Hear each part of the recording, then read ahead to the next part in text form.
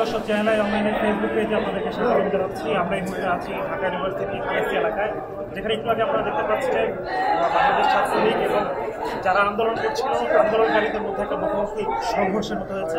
আমরা যেটা খবর পেয়েছি বিজয় একাডেমি হলে আনুমানিক 5 জন এই পর্যন্ত আহত, এবং যেটা দেখতে পেয়েছি একাধিক কর্মী শুধুমাত্র লাঠি সোটা নয়, ইটপাট দিয়ে ছোড়াছড়ি ঘটনা ঘটেছে।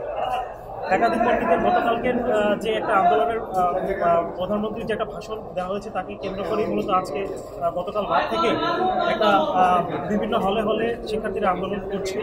সেটার পরিপ্রেক্ষিতে আজ সকাল থেকে শিক্ষার্থীরা রাজু ভাস্কর্যের সামনে হাজির হয় এবং আজ বিকাল 3টা থেকে 6টার মধ্যে মানবকে আচরণে চালাতে বাংলাদেশ ছাত্রলীগ এবং আন্দোলনকারী যারা আছে তারা উভয়ের মধ্যে একাধিকবার বিভিন্ন প্রকার সংঘর্ষ হয়েছে বলে আমরা খবর পেয়েছি। আপনারা যেটা দেখতে পাচ্ছিলেন যে ছাত্রলীগের একাধিক কর্মী মূলত তাদেরকে প্রতিহত করার চেষ্টা করছিল, ওদিক থেকে তারাও বিটপাটকে ছোড়াছড়ি করছিল। মূলত নিজেদের মধ্যে যে দ্বন্দ্বটা আছে সেটা নিরসনের জন্য সরকারের পক্ষ থেকে একটা সুষ্ঠু পদক্ষেপ নেওয়া উচিত বলে মনে করছেন ছাত্ররা।